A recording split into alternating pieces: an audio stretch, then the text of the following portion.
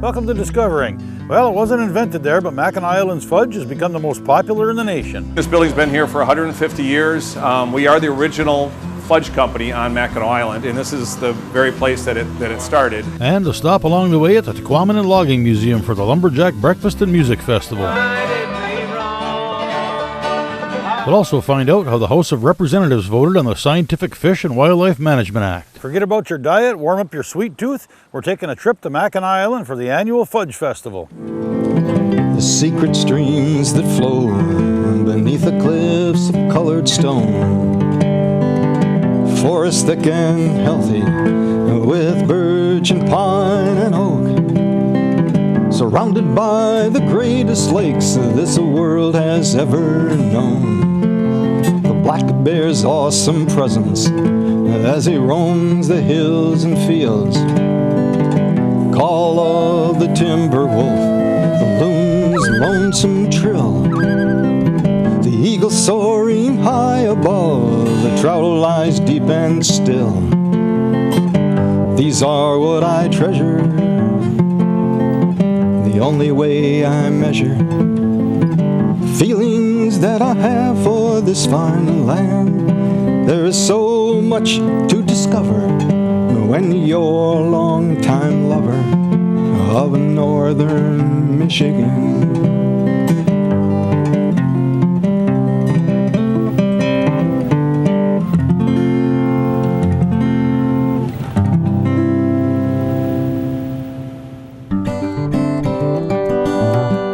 Hop aboard a ferry from St. Ignace or Mackinac City and make the short trip to the eastern end of the Straits of Mackinac, to the 3.8 square mile bump of land that pops out of Lake Huron between the upper and lower peninsula, known as Mackinac Island. It's a short journey by water, but long in time. The minute you arrive at the dock, you find yourself in a place that seems to be suspended in time.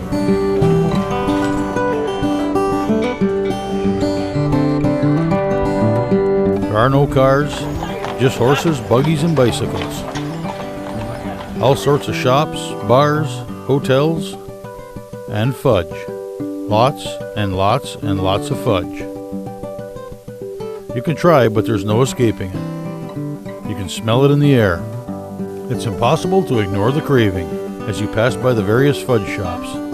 The delicious aroma of rich, chocolatey goodness luring you inside. Then, once inside, your sense of smell is accompanied by your sense of sight. At that point, it's all over but the eating. The tradition of making fudge began in the years following the Civil War, and on Mackinac Island is stronger than ever.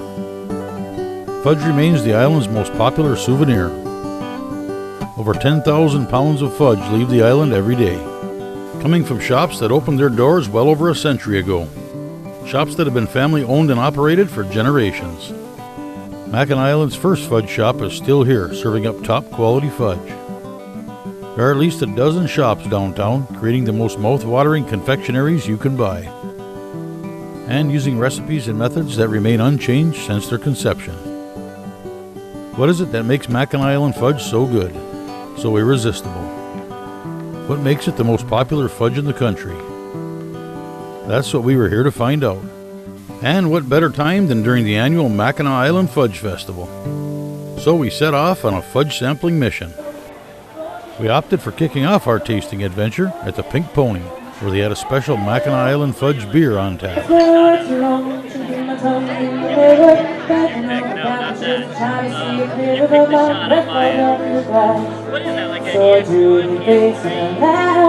An A+ goes out to Michigan's own Arbor Brewing Company on the Mackinac Island Fudge beer.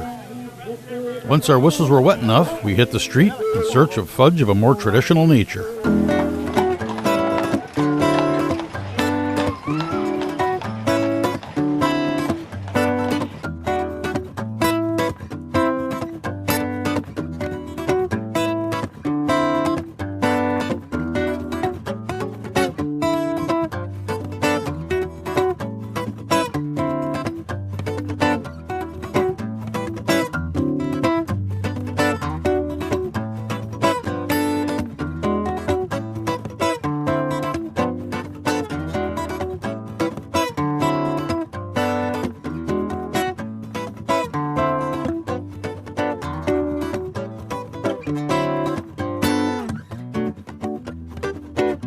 By now, you're on your way to the kitchen, I'm guessing.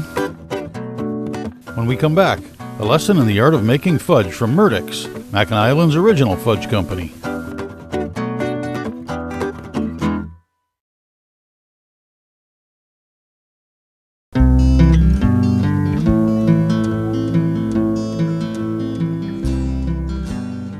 Again, this building's been here for 150 years.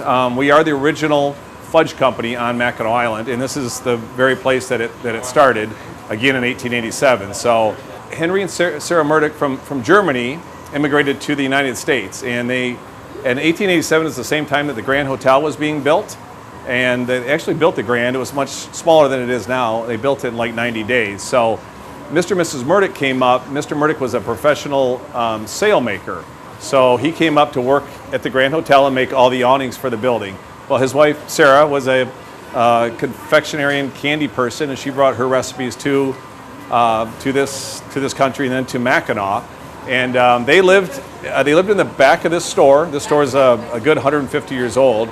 So this was a little kitchenette, a little dining area, and they just did lunches and that kind of thing. And she made fudge in the back room, and sold that as desserts or whatever little treats. And then it became popular, and they moved the kitchenette out and turned this into a fudge store. So this is just pure chocolate fudge. We use a lot of sugar. All the fudge companies on Mackinac Island use a ton of sugar. All the sugar comes from basically Midland and the Bay City area. So it's a Michigan product. Our butter's made in Michigan. Our cream is made in Michigan. So probably like 90% of our ingredients are all Michigan made. And again, it's all natural. There's no imitations or flavorings, that kind of thing. It's all, natural product. It's obviously gluten-free. The process from start to finish takes about 45 minutes from the time that you fire the copper kettle to the time that it's like finished on the marble slab.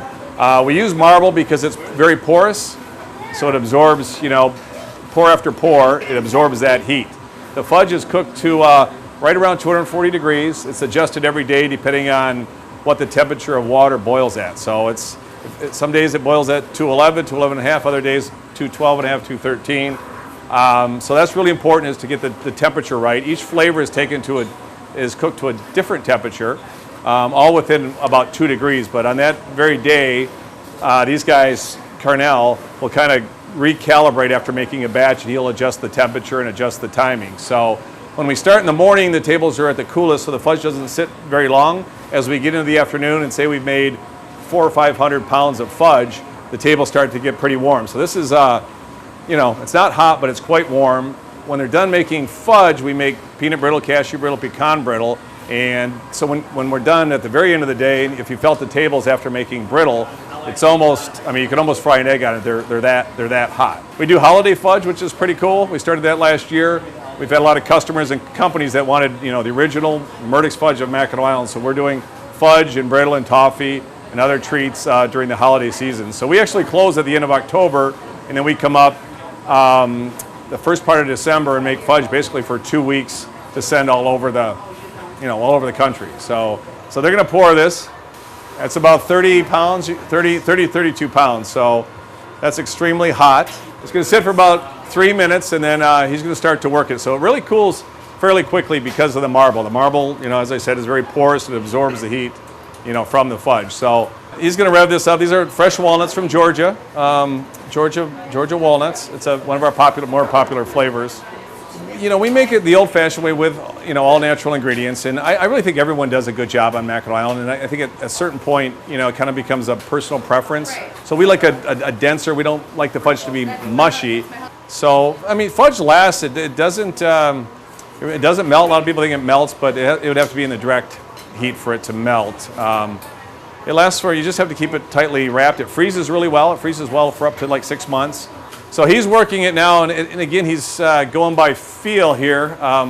So there's a certain consistency, and he can just tell by looking at it, and also by the feel with a paddle of when it's time to move on to the next step. So it's actually kind of fun. Making fudge is it's actually fun if it sets up well. If you're on a good day where the climate's right. So you can see it's kind of getting a little bit thicker. You can see it's pretty. You can see kind of a sheen to it. So again, it's all kind of feel. And each day is a little bit different. If it's really humid, you wait longer, bait it a little bit slower. So he's going to wait a certain amount of time here, a couple of minutes, and it just kind of firms up, cools down, and he knows it by looking at it and by feel. And then he'll work one side of it, and then we'll let Isabella try to match what he's doing, you know? So.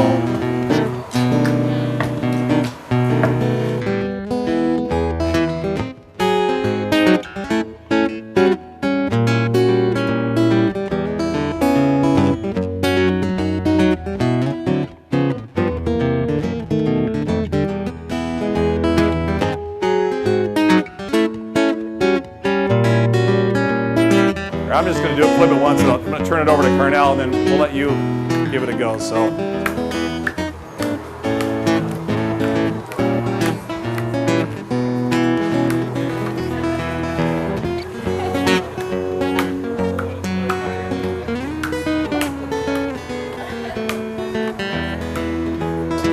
You never want to really move the fudge until it's ready to be moved, you know? You want it to be a certain consistency. So it's just...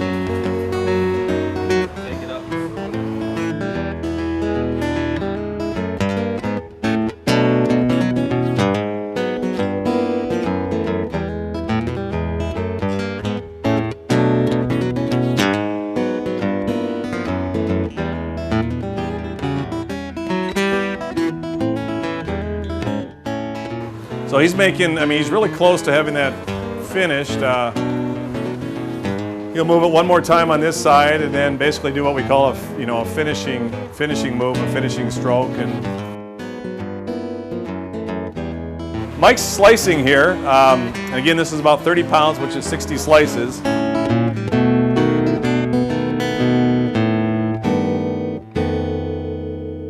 Cools for a little bit, and it'll be sold tomorrow. So it's always less than 24 hours old, the fudge.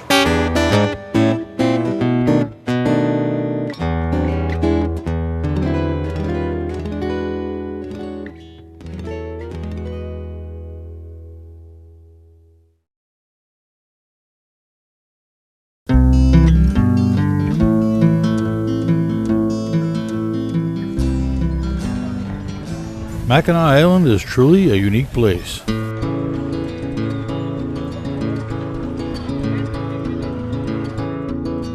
Time hasn't forgotten about Mackinac. It hasn't passed it by. It just hasn't changed it much. Motorized vehicles have been prohibited on the island since 1898, and M185 is the only highway in the United States without cars. The island was home to a Native American settlement before European exploration began in the 17th century. It played a key role in the development of the Great Lakes fur trade. During the American Revolutionary War, Fort Mackinac was built by the British. It was the site of two battles during the War of 1812. In the late 19th century, Mackinac Island became a popular tourist attraction. Much of the island has undergone extensive historical preservation and restoration. As a result, the entire island is listed as a National Historic Landmark, and more than 80% of the island is preserved as Mackinac Island State Park. The island has a year-round population of about 500. Which of course grows considerably during the summer months with as many as 15,000 visitors a day. We finished up our fudge tasting adventure back at the Pink Pony. We tasted long enough that we missed the 5 o'clock boat back to the mainland and had to hang around till 7. Good music, good beer, and Mackinac Island fudge all from the same stool. Makes it pretty tough to leave. There is a fountain that was not made. So what makes Mackinac Island fudge so special? I think maybe it's the great care that's taken in making it. Perfection that can only come from years and years of experience. Maybe it's the island itself. It certainly adds something. I'm not sure, I guess, and I'm not sure it matters. It's just plain good old-fashioned Michigan perfection. It was a spectacular day, but it was time to leave. Any longer, and we'd be sleeping on the dock.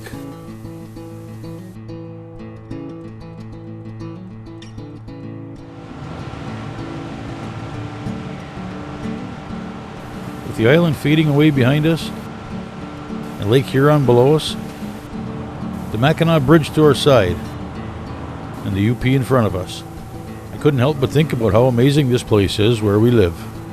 So many unique and special places, all in our own backyard. all within far less than a day's travel. I haven't been to the island since I was too young to remember. I know for a fact I'll be back soon, and many more times.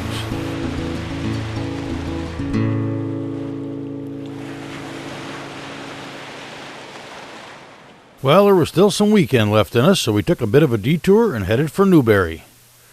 Just outside of town, you'll find the Tahquamenon Logging Museum, and this was the weekend of the Lumberjack Breakfast and Music Festival.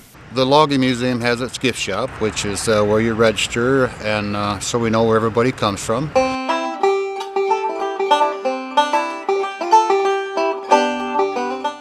They've been doing this now for 30-some years.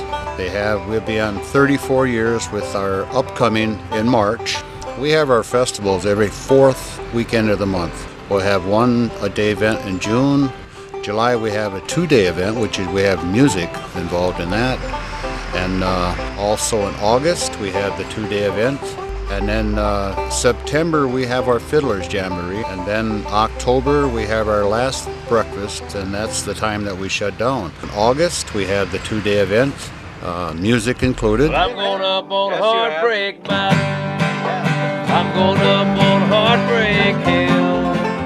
I'm going up on Heartbreak Mountain.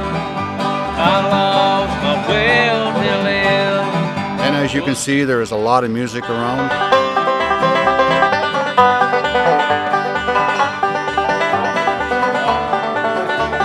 All hours of the night they like to play.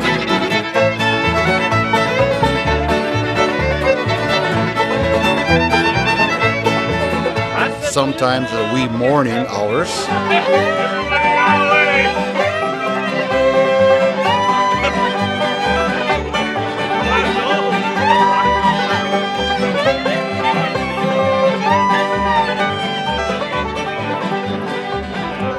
Don't let me cross over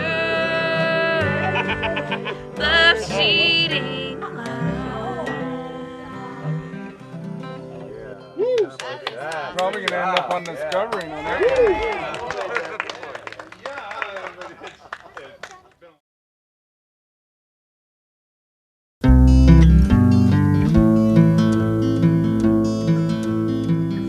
I had the chance to sit down with Upper Peninsula Sportsmen's Alliance Vice President Dale McNamee for an update on the passage of the Scientific Fish and Wildlife Conservation Act. Well, what the legislature did this week, the House followed up on what the Senate did. This was the passage of the bill, the petition that was set out that will ensure that game management stays with the Department of Natural Resources.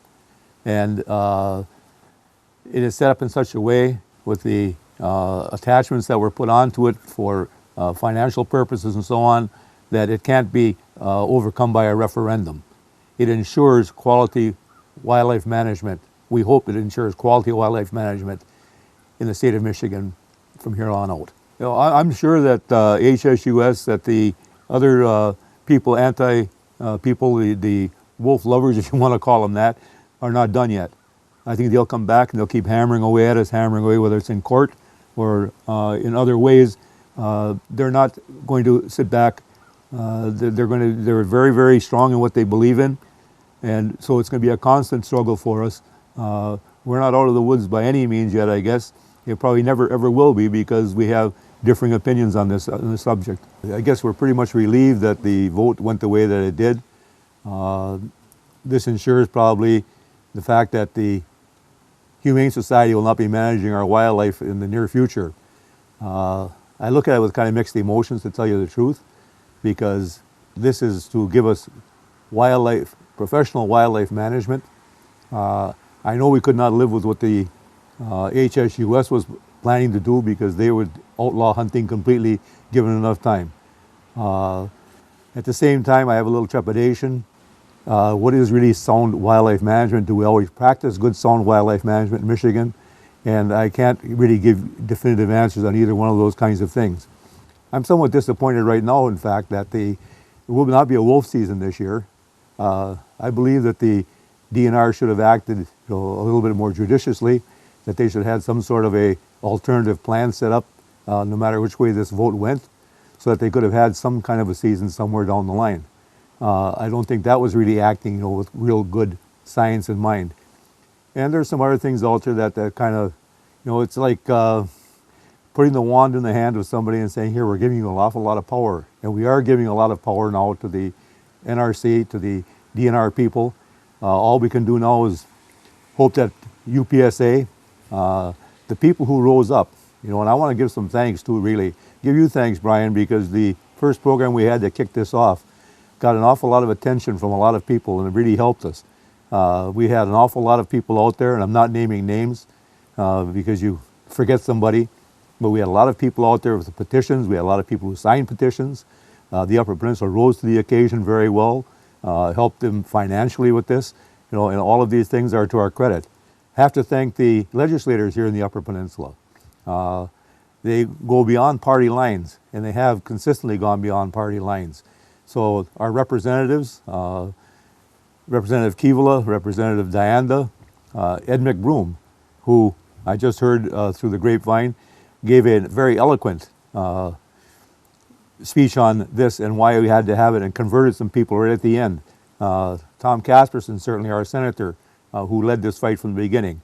They all have to be thanked. As I say, I'm hoping that these same people now hold the DNR to account for what they should be doing, that it should be good, sound, scientific management. This is really my concern now, that we do this. Stay in the fight.